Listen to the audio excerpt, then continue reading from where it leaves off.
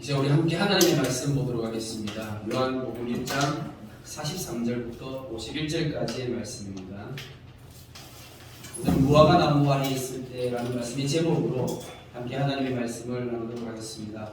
43절 말씀 보니까 이튿날 예수께서 갈릴리로 나가려 하시다가 빌립을 만나 이르시되 나를 따르라 하시니 하시면서 빌립이라는 사람이 나옵니다. 빌립은 예수님의 제자입니다.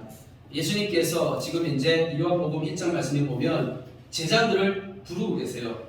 예수님께서 제자들을 부르시는데 우리 모두가 예수님의 제자인 줄 믿습니다. 아멘.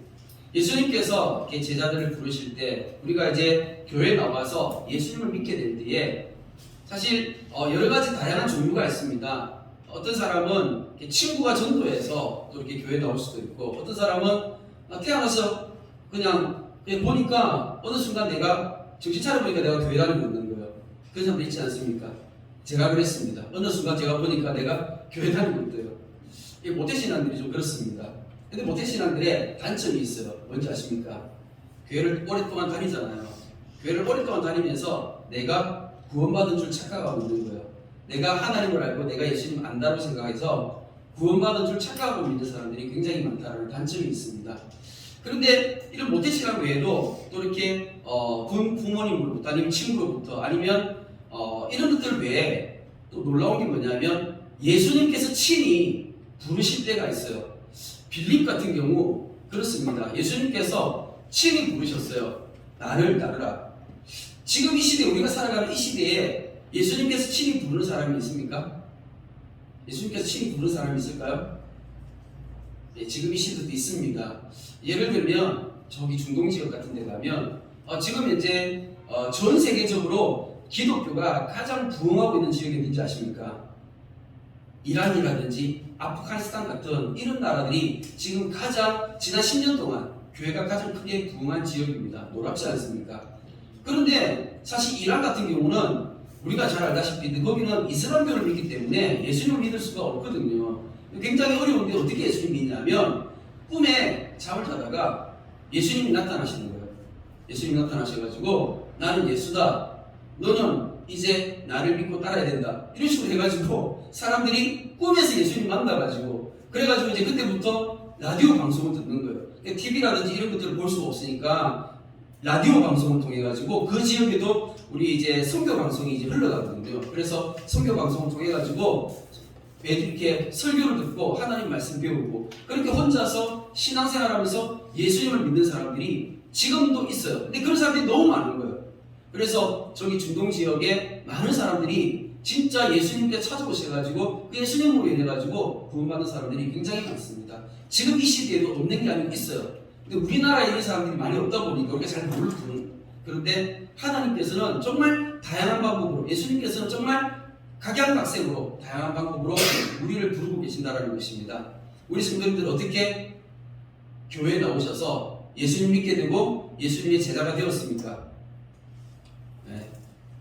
저는 몰라도 각자의 지금 위치에서 자기 자신을 알지 않습니까? 내가 예수 그리스도의 제자가 되었다라는 것. 근데 오늘 말씀을 통해서 보니까 이 빌립이 예수님을 이렇게 따르게 됐는데 예수님께서 나를 따르라 하시니 그 순간 적시로 따르면서 예수님을 바로 믿게 된 거예요. 그런데 예수님을 바로 믿는 이 순간부터 빌립이 뭐 한 줄 아세요? 자기가 가장 친한 친구를 전도하게 된 것입니다. 45절 말씀에 빌립이 나다나엘을 찾아 이르되 모세가 율법에 기록하였고 여러 선지자가 기록한 그 일을 우리가 만났으니 요셉의 아들 나사렛 예수니라 하면서 빌립이 누구를 지금 찾아갔다고요? 나다나엘이라는 친구를 찾아가는 거예요. 친구를 찾아가서 그 친구를 전도했어요. 야, 나한테 한번 얘기 좀 들어봐봐. 내가 메시아를 만나서 여기 모세가 율법에 기록하였다는 이 사람은 나중에 나와 같은 선지자를 일으킬 것이라는 그 하나님의 말씀이거든요. 예언된 약속이에요. 그리고 그 여러 선지자가 기록한 그 이는 바로 메시아입니다. 내가 메시아를 만났어. 근데 그 메시아가 누구냐면 요셉의 아들 나사렛 예수야라고 얘기하는 거예요. 원래 메시아는 어떤 사람이 되죠? 태어날 때 어디서 태어나야 돼요? 베들레헴에서 태어나야 돼요. 왜냐하면 미가서 말씀에서 예언되어져 있었거든요. 메시아가 태어날 때 베들레헴에서 태어난다라고 그렇게 이미 성경 말씀이 예언되어져 있기 때문에 유대인들은 알고 있었고, 특별히 성경을 잘 아는 사람들은 이 말씀을 통해서 알고 있었어요. 동방의 박사들이 예루살렘에 찾아왔을 때 메시아가 어디서 태어날 거냐 물었을 때 어떻게 했어요? 베들레헴에서 태어난다라고 알고 있었잖아요. 그랬던 것처럼 그 시대에 율법을 알고 하나님의 말씀을 아는 사람들은 메시아가 베들레헴에서 태어나는 그 사실을 알고 있었기 때문에 당연히 이게 매치가 되어야 되는데, 뭐라고 얘기해요? 요셉의 아들 나사렛 예수. 예수는 나사렛 출신인데 어떻게 메시아가 될 수 있냐는 거죠. 말이 안 되는 거예요. 그러니까는 받아들일 수가 없는 거예요. 나다나엘은 이 사실을 받아들일 수 없었습니다. 왜냐하면 자신의 그 부족한 지식으로 인해서 제대로 받아들일 수 없었어요. 하지만 빌립도 자기가 가지고 있는 그 부족한 지식을 가지고 그대로 전했는데, 이 부족한 지식이 왜 부족한 지식이냐면, 사실 빌립이 이제 예수님 처음 만났으니까 예수님 잘 알지 못했잖아요. 근데 사실 예수님이 어떤 분이세요? 예수님은 단순히 인간이 아니고 사람이 아니고 하나님의 아들이시라는 거예요. 하나님의 아들 되시는 그분을 제대로 알지 못했던 것입니다. 빌립도 제대로 알지 못했고 나다나엘도 제대로 알지 못했지만, 나다나엘이 근데 나사렛에서 무슨 선한 것이 날 수 있느냐? 나다나엘이 생각했을 때 메시아는 나사렛에서 나올 수가 없거든요. 자, 그런데 그때 빌립이 뭐라고 얘기해요? 와서 보라고 얘기합니다. 한번 와봐. 와서 봐라고 얘기하는 거예요. 우리도 똑같이 이렇게 하지 않습니까? 한번 와보세요. 근데 와서 무엇을 보라는 겁니까? 여기 와서 무엇을 보는 거죠? 우리 교회 와가지고 교회 와서 보는 거는 두 가지입니다. 첫 번째는 뭐냐면, 교회 와서 교회에 계시는 예수 그리스도를 보는 거예요. 우리와 함께 계시는 그 예수 그리스도, 무엇을 통해서요? 복음을 통해서, 이 말씀을 통해서 예수 그리스도를 보게 되는 거예요. 두 번째는 교회 와서 무엇을 보아야 되는지 아십니까? 우리 교회 성도들을 통해서 우리 공동체가 이 복음으로 살아가는 그 모습을 보여줘야 되는 거예요. 사실 지금 여기서 빌립이 와보라고 했잖아요. 그런데 이 와서 보라는 이 말씀은 사실 예수님께서 처음 제자들을 부르실 때 먼저 이렇게 예수님께서 이렇게 와보라고 이렇게 먼저 말씀하셨어요. 제자들에게 와보라고 했는데 이거를 빌립이 그대로 따라서 자기도 와서 보라고 했거든요. 그러면 예수님이 와보라고 했을 때 그 제자들이 예수님께 가가지고 무엇을 봤을까요? 예수님 봤겠죠. 그죠? 그리고 예수님이 무엇을 봐요? 말씀을 듣고 예수님의 삶의 모습을 본 거잖아요. 마찬가지로 우리가 예수 그리스도의 형상을 닮아가는 사람들이잖아요. 우리 교회 성도들은 예수님 닮아가는 사람들이에요. 그래서 사람들이 교회에 오게 되면 그 사람들이 우리를 통해서 뭘 봐야 돼요? 우리의 삶의 모습을 통해서 예수님이 보여야 된다는 거죠. 이 두 가지가 와서 보라는 이 말씀 속에 핵심인 것입니다. 그러면 우리도 마찬가지로 이 말씀을 전할 때, 우리도 이렇게 전도할 때, 그렇게 할 때 이 생각을 가지고 해야 되는 거예요. 한번 우리 교회 한번 와보세요 할 때 첫 번째는 뭐라고요? 와서 말씀을 통해서 복음을 들으라는 거예요. 이 말씀을 통해서 복음 듣고 예수님 발견하는 거예요. 두 번째는요, 우리 교회 성도들의 웃는 모습, 예쁜 모습, 좋은 모습 보면서 누구를 본다고요? 예수 그리스도를 보는 거예요. 물론 우리가 그럴 수 있어요. 교회는 사람 보고 가는 게 아니고 하나님 보고 다니는 거야 라고 얘기를 하지만, 그런데 진짜 교회 안에 정말 중요한 것은 뭐냐면, 우리 모습 가운데 예수 그리스도의 모습이 나타나지 않는다면 이 교회는 죽은 교회입니다. 주님 우리와 함께 하시지 않는데 이 교회에 나오는 게 무슨 의미가 있습니까? 그렇지 않습니까? 살아있는 교회, 생명력 있는 그런 교회가 되기를 축복합니다. 그렇게 빌립이 전도했습니다. 47절 말씀에 예수께서 나다나엘이 자기에게 오는 것을 보시고 그를 가리켜 이르시되, 보라, 이는 참으로 이스라엘 사람이라 그 속에 간사한 것이 없도다. 예수님께서 그 나다나엘을 보시면서 칭찬하셨어요. 나다나엘은 예수님에 대해서 긍정적으로 얘기했어요? 부정적으로 얘기했어요? 부정적으로 얘기했잖아요. 나다나엘은 부정적으로 얘기했는데 예수님은요? 나다나엘을 보면서 긍정적으로 얘기하신 거예요. 칭찬하신 거예요. 근데 놀랍게도요, 예수님께서 12제자를 부르실 때 그 12제자 가운데 처음 부르실 때 칭찬하면서 불렀던 제자가 몇 명이나 있을까요? 이 나다나엘 한 사람이에요. 근데 이 나다나엘이라는 이름은요, 사실 하나님의 선물이라는 그런 뜻이거든요. 그런데 마태, 마가, 누가복음에 보면 나다나엘이라는 이름이 나오지 않고 다른 이름으로 나옵니다. 어떻게 나오는지 아십니까? 바돌로메로 나옵니다. 바돌로메 들어보셨죠? 근데 이 바돌로메는 사람 이름이 아니에요. 왜냐하면 바라는 뜻이 아들이라는 뜻이거든요. 그래서 바돌로메라면 돌로메의 아들이라는 뜻이에요. 돌로메가 아버지죠. 그러니까 이 바돌로메 이 이름으로 이렇게 많이 유명했었는데, 그런데 여기 요한복음에서는 나다나엘이라고 그렇게 예수님께서 이 이름을 이렇게 부르시면서 직접 말씀하십니다. 이 사람은 참으로 이스라엘 사람이다, 진짜 이스라엘 사람이다 하면서 그 속에 간사한 것이 없도다라고 하면서 칭찬하시는 거예요. 그런데 이 간사한 것이 없다라고 얘기하는 이 말투를 통해서 우리가 딱 느끼지는 게 뭐냐면 이스라엘과 간사함, 뭔가 연관성이 있어 보이지 않습니까? 이스라엘, 간사, 어떻게 연관이 지어지나요? 사실은 유대인들은 다 알고 있습니다. 자신들의 조상 야곱이라는 사람이 있지 않습니까? 이 야곱이라는 사람이 어떤 사람이었어요? 간사한 사람이죠.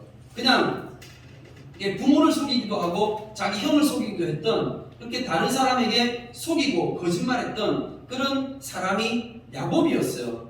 근데 원래 야곱은 이렇게 다른 사람을 속이기 좋아하는, 속일 수 있는 어떤 그런 간사한 사람이었는데, 하나님께서 이 야곱을 찾아가셔서 어떻게 만들어 주셨어요? 이스라엘이라는 이름으로 바꿔주신 거예요. 그러니까 원래 야곱은 간사한 사람인데, 남을 속이는 사람인데, 하나님을 만나고 이제 이름이 이스라엘로 바뀌게 된 거예요. 이스라엘로 바뀌면서 그때부터는 어떻게 살아가는 거예요? 더 이상 이제 남을 속이지 않고 진짜 참 하나님의 사람으로 정직하고 신실한 사람으로 변화되어 가는 것이죠. 그러면서 이 말씀에 뭐라고 되어 있냐면 참 이스라엘 사람. 그러면 참 이스라엘은 원래 야곱 같은 사람을 얘기하는 거예요? 아니면 야곱이 하나님을 만난 이후에 변화되어진 새로운 삶의 모습을 얘기하는 것입니까? 바로 변화되어진 그 새 사람의 모습을 이야기하는 것입니다. 그러니까 예수님께서 나다나엘을 얘기하시면서 너는 참 이스라엘 사람이야, 이 말은 어떤 말이에요? 너는 정직한 사람이고, 너는 신실한 사람이고, 너는 하나님 보시기에 아름다운 사람이야, 이런 칭찬인 것이거든요. 그런데 이 48절 말씀에 나다나엘이 이런데 어떻게 나를 아시나 하니까 나다나엘이 깜짝 놀란 거예요. 아니 오늘 예수님 나를 자기 처음 만났잖아요. 예수님 나를 처음 만났는데 예수님이 나를 어떻게 알고 나한테 이런 얘기를 하시지? 깜짝 놀란 거예요. 예수님 나를 언제 본 적 있으십니까? 나를 어떻게 아세요? 이렇게 얘기하는 거죠. 그러니까 예수님이 빌립이 너를 부르기 전에 네가 무화과 나무를 했을 때 내가 보았어 라고 얘기하시는 거예요. 나다나엘이 무화과 나무를 했을 때 예수님이 봤대요. 이게 무슨 말일까? 그런데 이건 이제 유대인들 같은 경우는 이게 쉽게 와닿을 수 있습니다.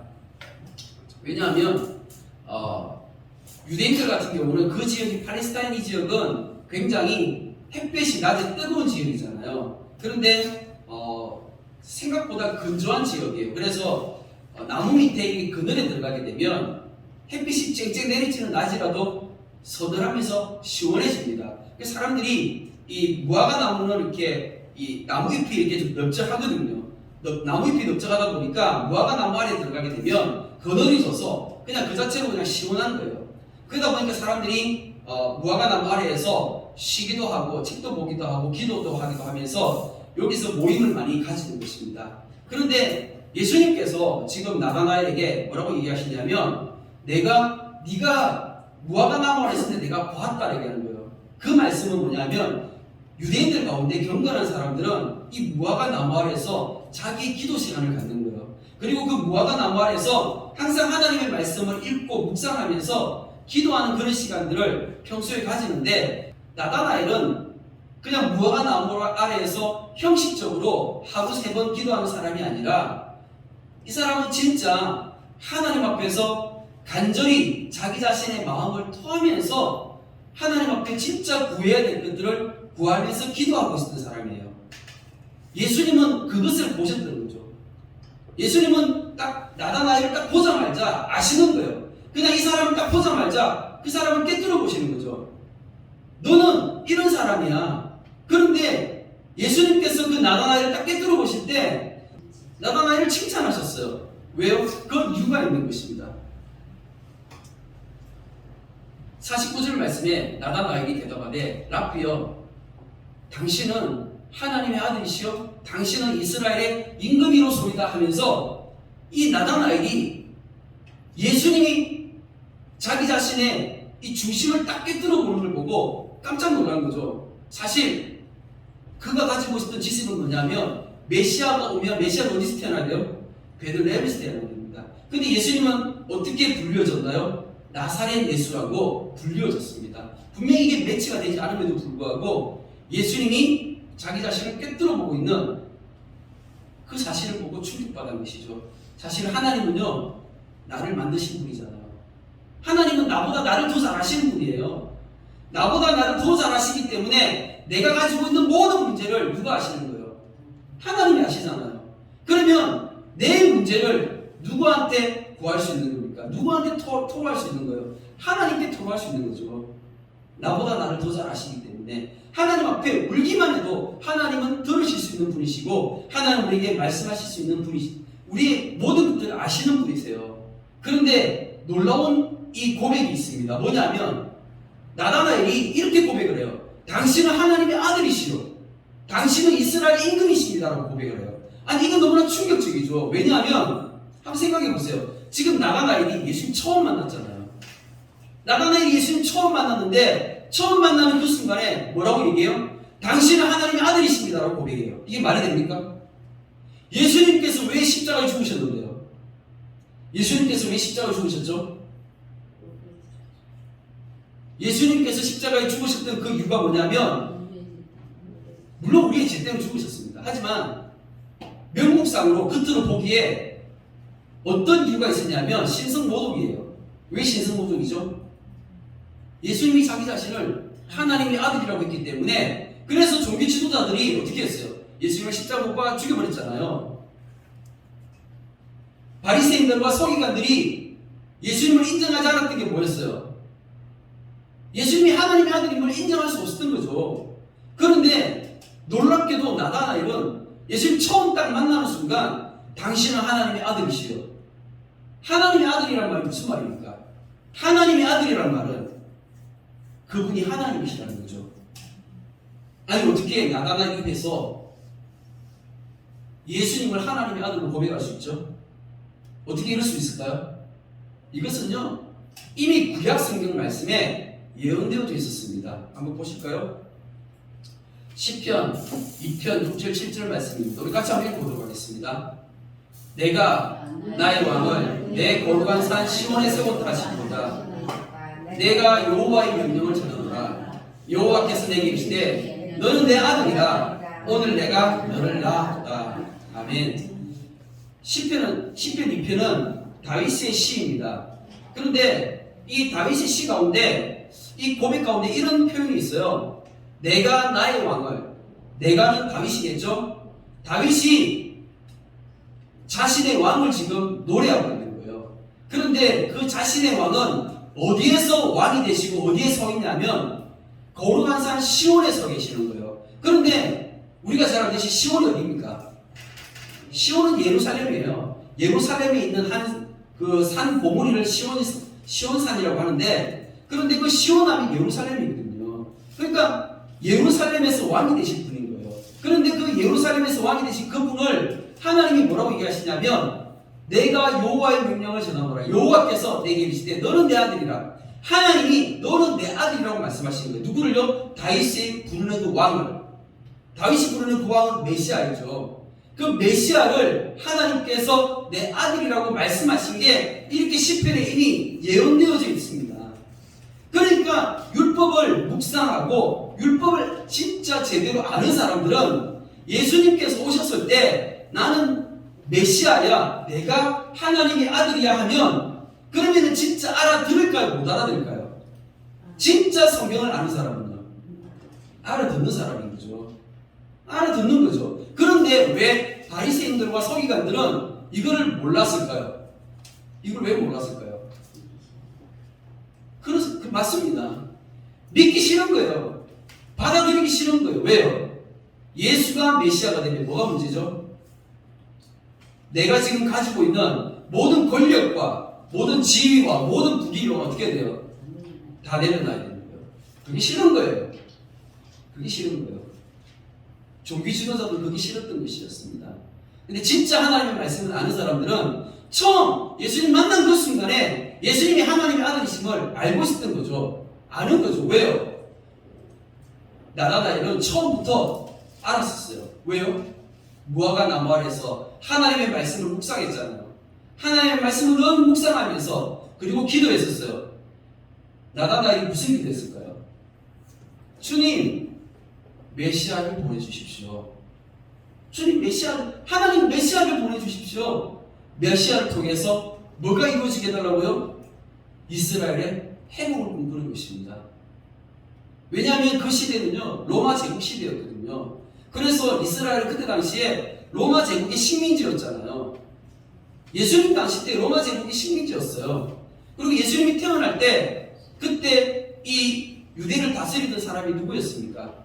로마 황제가 다스려야 되는데 로마 황제를 대신해서 다스렸던 사람이 헤롯 대왕이었습니다. 그런데 그 헤롯 대왕이 예수님 태어났을 때 그때 막 두세 살 이하의 아이들, 남자애들 다 죽이기도 했잖아요. 그런데 그 헤롯 대왕이 죽으면서 그 땅이 분할되어졌어요. 여러 개로 분할되어지면서 헤롯 대왕의 그 아들, 딸들이 그 땅을 나누어 가졌어요. 그러면서 그 갈릴리 지역은 헤롯 안티파스라는 사람이 그 갈릴리 지역을 다스리게 되었어요. 그런데 이 헤롯 안티파스라는 사람이 그 유대 이렇게 갈릴리 지역을 다스릴 때 예수님께서 그 헤롯 안티파스를 누가복음에 보면 뭐라고 불렀는 줄 아십니까? 저 여우라고 불렀어요.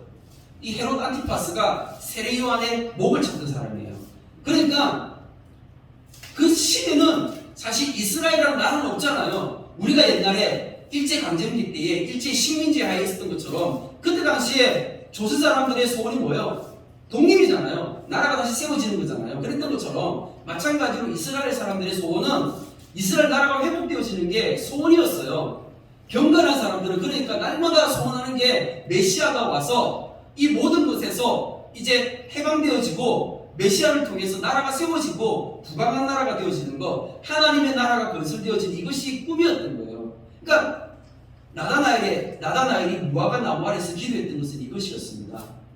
하나님, 메시아를 보내주십시오. 그래서 메시아가 와서 우리 이 유대인들을 다시금 이렇게 주셔서 이스라엘 나라를 회복하시고 그리고 저 로마에서부터 해방되고 저 안티파스, 저는 악한 여우 같은 것에서부터 우리가 풀려날 수 있도록 매인 것에서 풀려날 수 있도록 도와달라고 나라의 회복을 위해서 꿈꾸며 기도했던 것이죠. 그렇기 때문에 메시아를 간구하면서 메시아를 소망하면서 그렇게 기도하고 있던 사람에게 메시아가 찾아갔어요. 그러니까 어때요? 나다나엘은 그 순간에 메시아를 알아봤던 것입니다. 메시아를 기다리고 있었기 때문에 메시아가 왔을 때 메시아를 만날 수 있었던 거예요. 지금 이 시대도 마찬가지예요. 주님의 다시 오심을 소원하는 사람들이 예수님 오실 때 예수님을 맞이할 수 있는 것입니다. 나다나엘은 깨어 있었기 때문에 평소에 무화과 나무 아래서 기도하고 있었기 때문에 그래서 예수님 오셔서 그 메시아가 나를 부르실 때 그 부름에 그대로 반응할 수 있었던 것입니다. 예수님께서 또 이렇게 말씀하십니다. 51절 말씀에 또 이르시되 진실로 진실로 너희에게 이르노니 하늘이 열리고 하나님의 사자들이 인자 위에 오르락내리락 하는 것을 보리라. 예수님께서 나다나엘에게 아주 놀라운 것을 말씀하고 계십니다. 나다나엘은 예수님에 대해서 그동안 어떻게 하고 있었어요? 오해하고 있었습니다. 메시아에 대해서 오해하고 있었어요. 어떻게 오해하고 있었나요?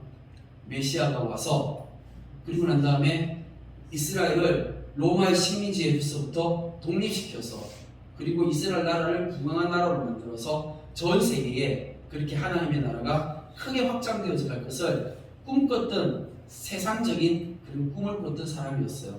그런데 예수님께서 오셔서 내가 메시아야. 네가 기도를 묻던 메시아가 나야. 그런데 이제 너는 앞으로 이걸 보게 될 거야 하면서 예수님께서 말씀하시는데 이게 뭐냐면 한번 생각해 보세요. 하늘이 열리고 하나님의 사자들이 인자 위에 오르내리려 한다. 이게 어떤 일들이 어떤 이야기가 연상이 되어지십니까? 성경에 어떤 기록과 연상이 되어지십니까? 야곱의 꿈과 연상이 되어지시죠. 맞습니다. 우리 창세기 28장에 보면 꿈에 본 적 사닥다리가 땅 위에 서 있는데 그 꼭대기가 하늘에 닿았고 또 본 적 하나님의 사자들이 그 위에 오르락내리락 하고 하면서 야곱이 지금 이제 그 아버지 속여가지고 형을 속여가지고 지금 바다나람으로 도망가면서 베델에서 밤에 돌베개를 베고 누워 잠을 자다가 꿈을 꿨잖아요. 근데 그 꿈에 뭐가 나타났어요? 갑자기 사다리가 하나 나타났는데 이 사닥다리가 땅에서부터 어디까지 닿았어요? 하늘까지 닿았어요. 하늘까지 닿았는데 그 하늘에 사닥다리 위에 하나님이 서 계시는 거예요. 하나님이 서 계시고 그 하나님의 그 메시지를 천사들이 받아가지고 이 땅으로 오르락내리락 하면서 왔다 갔다 하는 거예요. 그러면서 이 땅에 있는 어떤 그런 사건들을 천사들이 가지고 하나님 앞에 올라가서 또 보고하고 한 이런 이제 천사들이 사닥다리를 타고 올라내리락 이 모습을 바라봤던 거죠. 그런데 여기서 예수님께서 이 꿈을 그대로 풀어서 이렇게 말씀하시는 거예요. 뭐라고 얘기하셨어요? 하늘이 열리고 하나님의 사자들이 인자 위에 오르락내리락 하는 것을 보리라. 그러면 여기서 인자가 나오는데 인자는 예수님을 얘기하는 것입니다. 그럼 예수님을 지금 예수님 자신이 무엇이라고 얘기하는 거예요? 그 사다리를 얘기하는 것입니다. 그 야곱이 꿈에서 봤던 그 사닥다리가 바로 예수님 자기 자신이라는 거예요. 그러면 도대체 하늘이 열리고 하나님의 사자들이 인자 위에 오르락내리락 한다는 이 말이 무슨 말입니까? 이 말의 뜻은 바로 이런 거예요. 하나님과 이 땅 사이에 연결되어지는 것이 있어야 되잖아요. 근데 꿈에서는 사다리가 있지만 실제로는 하나님과 사람 사이에는 죄가 있어가지고 그동안 어떻게 있었어요? 끊어져 있었죠. 관계가. 하나님과 사람 사이에 그 관계가 끊어져 있었는데 이 끊어진 관계를 누가 연결하는 거예요? 예수님께서 연결하시는 거예요. 그래서 예수 그리스도를 통해서 하나님과 사람 사이에 이제 소통할 수 있게 되어지는 예수님이 하나님과 사람을 연결해 주시는 그 역할을 한다는 것을 이제 네가 진짜 메시아 내가 할 일을 보게 될 거야. 이것을 말씀하시는 거예요. 그러니까 이전에 잘못 알고 있었던 그 메시아 사상이 이제 나다나엘이 바르게 깨닫고 이해되어지는 것입니다. 물론 처음에 이걸 다 알아들었겠습니까? 처음에는 그게 무슨 말인지도 제대로 못 알아들었겠지만 그러나 분명한 것은 예수님께서 십자가에 죽으시고 다시 살아나시고 난 후에 이 나다나엘은 분명히 성령을 받고 변화된 사람이 되었습니다. 나다나엘은 무화과 나무 아래에서 기도했죠. 이 무화과 나무 아래에서 기도할 때 형식적으로 기도한 것이 아니라 하나님 앞에 나와서 메시아를 바라보면서 메시아를 소망하면서 기도했습니다. 그렇게 메시아를 소망하면서 기도했을 때 예수님 찾아오셔서 그렇게 메시아가 직접 나다나엘을 찾아오셔서 만나주셨습니다. 그랬을 때에 나다나엘은 완전히 변화되어졌고 그리고 이 나다나엘이 그렇게 그 무화과 나무에서 기도했던 그것을 누가 알아보셨어요? 예수님께서 알아보셨지 않습니까? 저는 이 말씀을 통해서 우리 주님의 교회 성도님들도 이렇게 기도했으면 좋겠습니다. 우리 주님의 교회 성도님들이 기도의 처소가 있었으면 좋겠습니다. 그 기도의 처소를 누가 아실까요? 예수님께서 아시겠죠. 예수님께서 아시는 그러한 기도의 처소가 있기를 소망합니다. 그 기도의 처소가 골방이 되어질 수 있기를 소원합니다. 뭐 자기 집일 수도 있고요. 아니면 직장일 수도 있고요. 아니면 그냥 이 예배당에 나와서 기도하실 수도 있고 어디든지 상관이 없지만 중요한 것은 진짜 주님을 바라보면서 주님 이제 내가 깨어있는 사람 되기를 원합니다. 이제 내가 예수님 다시 오시기를 내가 소원하는 사람이 되기를 원합니다. 어떻게 하면 내가 주님 다시 오실 그날을 더 준비하면서 기도할 수 있을까 생각하는데 참 생각만큼 쉽지가 않고 어렵더라고요. 이것은 분명히 주님께서 우리 주님의 교회에 주신 어떤 그런 사명과 비전이 있을 줄로 믿습니다. 우리가 그걸 발견하기를 소망합니다. 하나님께서 분명히 우리 주님의 교회를 세워주셨는데 우리가 그 비전을 발견하고 그 비전을 향해서 이제 붙잡고 달려갈 때에 하나님께서 우리를 그렇게 주의 도구로 사용해 주실 줄을 믿습니다. 사랑해 주님 감사를 드립니다. 이 시간 또한 주님 앞에 예배하면서 주님께서 인정하시는 나의 무화과 나무 아래 자리는 어디입니까? 주님, 내가 기도의 사람이 되어지게 하여 주시옵소서. 주님, 나에게도 나다나엘의 그 무화과 나무 아래처럼 주님 내게도 그 기도의 처소를 허락해 주시어서 주님께서 인정하시는 그러한 주님 다시 오심을 준비하며 주님을 고대하며 주님만을 바라보는 주님의 제자 되어지기를 간절히 소원합니다. 우리 주님의 교회가 이 마지막 때에 땅끝까지 복음 전하며 선교하는 교회 되어지게 하여 주시옵소서.